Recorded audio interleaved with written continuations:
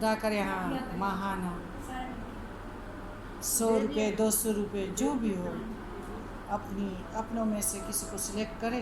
Class میں کوئی آ گیا تو انشاءاللہ خالی نہیں ہو جائے گا. خیر ضروری نہیں ہے، ہماری روبینہ بھی ماشاءاللہ بڑے بڑے کام کر رہی ہیں بیچاری. یہاں طاہرہ کرتی ہیں ماشاءاللہ. اس کے ہسبینڈ بھی بہت اچھے ہیں، خود بھی کرتی ہیں.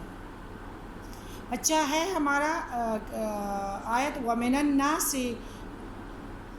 مَن يَقُولُ آمَنَّا بِاللَّهِ وَبِالْيَوْمِ الْآخِرِ وَمَا هُمْ بِمُؤْمِنِينَ. منافقوں کا دعویٰ.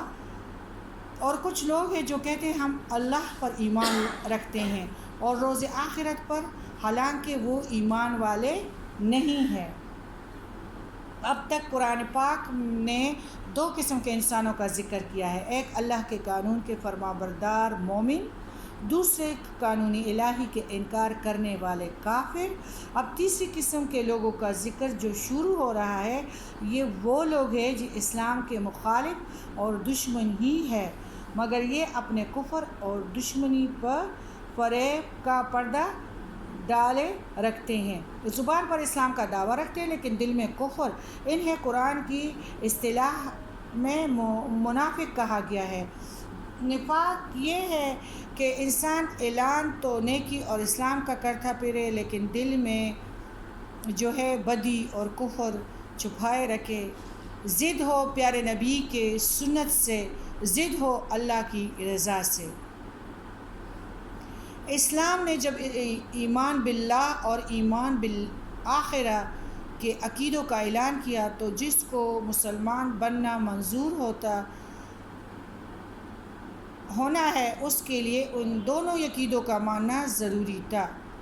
چنانچہ مدینہ کے لوگوں کو ایک خاص گروہ نے انہیں 2 عقیدوں کا اظہار کر کے چاہا کہ مسلمانوں میں شامل ہو جائے. وہ مسلمانوں میں شامل کر لیے گئے لیکن ان کے دل صاف بالکل نہیں تھے. ان کے چالوں سے بچنا ضروری تھا.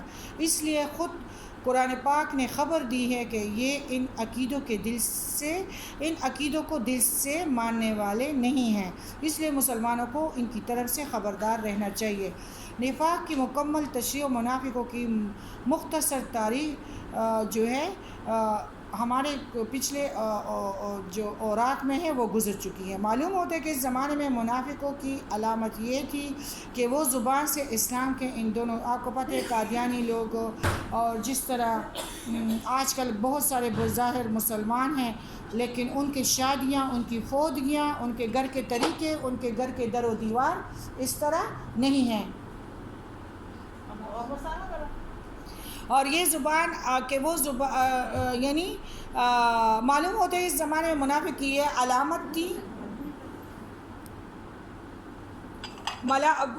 منافقوں کی یہ علامت، یہ زبان سے اسلام کے ان دونوں عقیدوں پر ایمان کا دعویٰ کرتے لیکن دل سے بالکل نہیں مانتے. اگر آج بھی کسی کا ظاہر اور باطن ایک نہ ہو تو اس سے اپنے طور پر خود محاسبہ ضرور کر لینا چاہیے اور اپنے گریبانوں میں دیکھنا چاہیے. جب تک زبان اور دل ایک نہ ہو اس وقت ایمان ان میں پیدا نہیں ہو سکتا. اس وقت وہ اللہ کی رضا حاصل نہیں کر سکتے. اس وقت وہ پیارے نبی کے عاشقوں میں سے نہیں ہو سکتے اگر کوئی ایسا ہو. بلکہ یہ حالت نفاق کی ہوتی ہے. اور نبی کریم صلی اللہ علیہ وسلم کے صحابہ اپنی بزرگی اور کمال کے باوجود خود اپنا محاسبہ کیا کرتے تھے. یہی وجہ تھی کہ وہ ایمان اور اخلاص کے اونچے درجے پر پہنچے ہوئے تھے. اللہ نے انہیں بلند مقامات بھی عطا کیے اور انہیں کامیابیوں سے بھی نوازا.